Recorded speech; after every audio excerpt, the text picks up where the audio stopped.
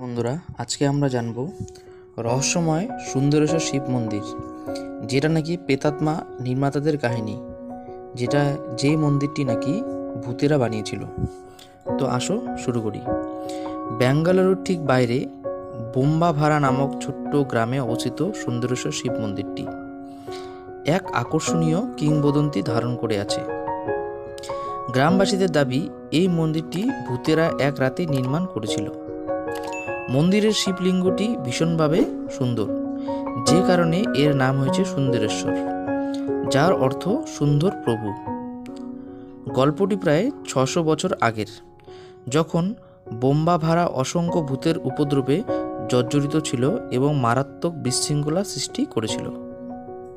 একটি সমাধানের জন্য মরিয়া হয়ে গ্রামবাসীরা বুক্কাইয়ার সাহায্য চাইল, যে মন্ত্র ও তন্ত্রে দক্ষতা অর্জন করে জাদুকর হয়ে উঠেছিল।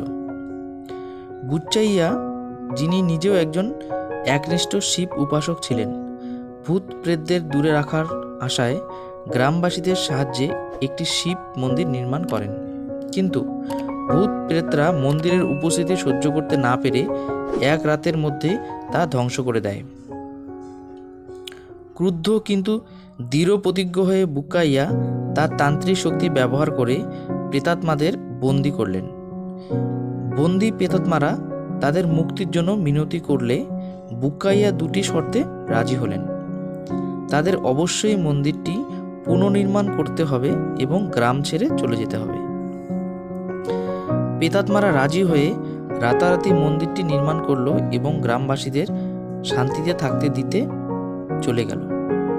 এই মন্দিরের অন্যান্য বৈশিষ্ট্য হলো এর খোদাই কর্ম দেবদেবীর মূর্তিতে সজ্জিত সাধারণ মন্দিরগুলোর মতো নয়।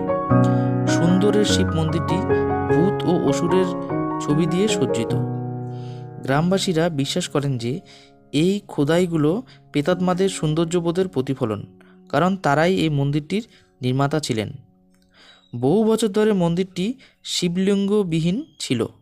প্রায় 50 বছর আগে নিকটবর্তী একটি কূপ খননকালে একটি শিবলিঙ্গ আবিষ্কৃত হয়। এই শিবলিঙ্গটি এখন মন্দিরের অধিষ্ঠাতা দেবতা, যা এর আধ্যাত্মিক তাৎপর্যকে পূর্ণতা দান করেছে। আজ সুন্দরেশ্বর শিব মন্দির এই চিন্তাকর্ষক কিংবদন্তির সাক্ষী হয়ে দাঁড়িয়ে আছে।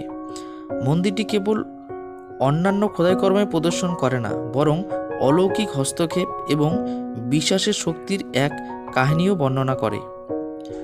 বোম্বাভারার দর্শনার্থীরা ইতিহাসের এই অসাধারণ নিদর্শন এবং সুন্দরেশ্বরের শিব মন্দিরের আধ্যাত্মিকতা ও রহস্যের সংমিশ্রণের সাক্ষী হতে পারেন। তো ধন্যবাদ বন্ধুরা, ভিডিওটি ভালো লাগলে অবশ্যই লাইক এবং সাবস্ক্রাইব করো।